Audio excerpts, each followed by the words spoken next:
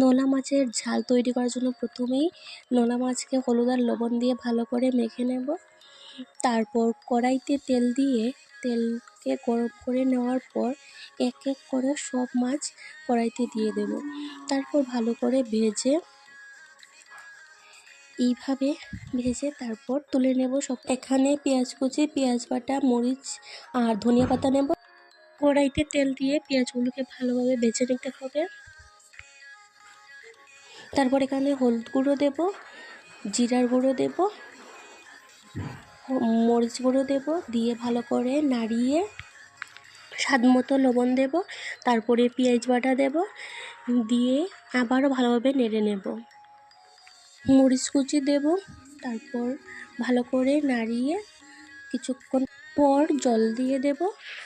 তারপর জলগুলোকে ভালো করে ফুটিয়ে এক এক করে মাছগুলো দিয়ে দেব।